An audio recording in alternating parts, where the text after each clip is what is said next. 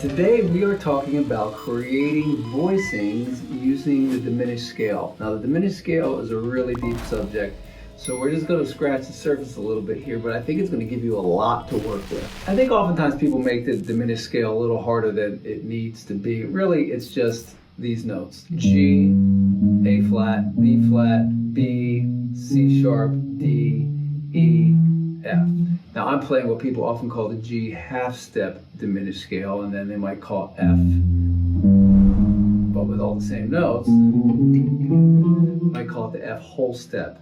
I don't think of it that way. Here is where knowing the fretboard makes your life so much easier. If you know what these notes are, you don't have to worry about the pattern so much as, oh, am I starting on a whole step or am I starting on a half step? You know what the notes are, and maybe more importantly, you know what those notes are related to the chord you're dealing with.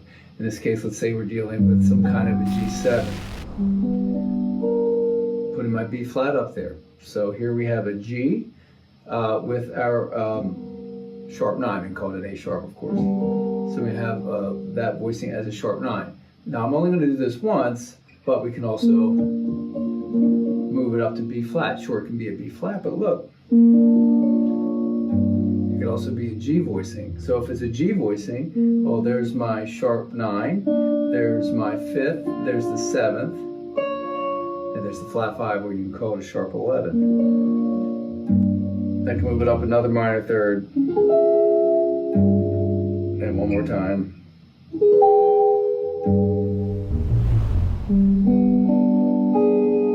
I've got a flat 9 on top. Now if I go like this, now I just have a plain old G7. For jazz, I'm not feeling that, but there's a lot of other kinds of music there that's going to be great. I decided to change this note, by the way. Now I got the flat 9 down here, but look what it turns it into, a diminished 7th chord. Now the E is also in the scale, so I could call this a G7 and have my 13 be open. The first axiom of arranging is you can get rid of the 5th. So this 5th isn't giving us much information about what this chord is, okay? But if we were to make it a sharp 5, yeah, then we start to feel some tension, or a flat 5 or sharp 11. Now I'm going to get rid of the doubling, okay? I don't want to have 2 G's this whole time. So for now, let's say we do this. Let's have this F. This is the 7th. We'll put that in the bass. We'll keep the 3rd, and then see what we can do on the top here. So let's go back to what we had, where we had, I'm going to keep the 5th for right now. And then there's our G we had on top. There's our flat 9. That's a diminished 7 voicing. There's my sharp 9. That's kind of nice now, right? So I'm going to put my 13 there. All these notes are in the diminished scale. Okay, so I've got the 7, the 3rd, the flat 5, and the sharp 9 up top. Now, we use the open E string before. Let's try it again. That's nice, but here's what it sounds like. That's a nice G7 to my ear.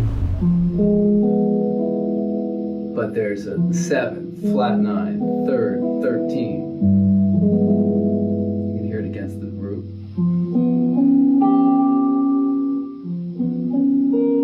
Tough one to reach.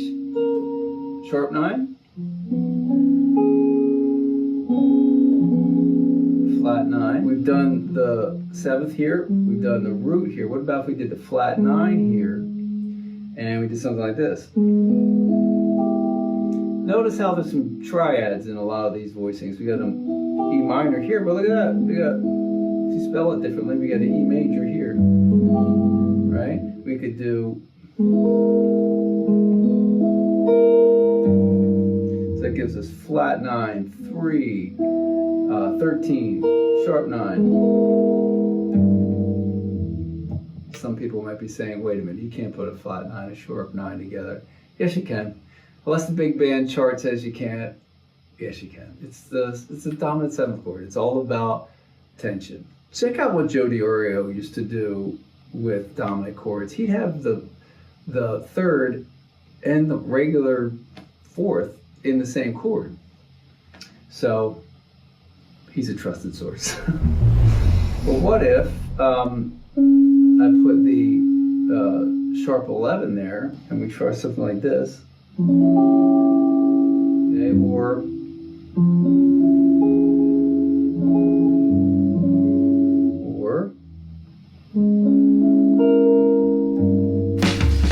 now, of course, all these can be worked out on all the other string sets. You can use them as lines if you want to arpeggiate them. Be creative, move them around, and enjoy yourself with them.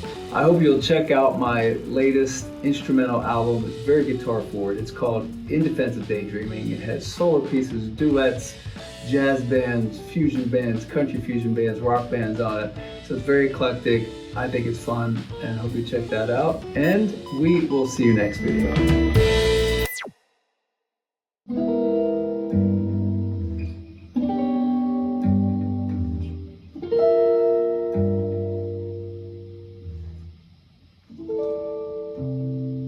That's a nice resolution there.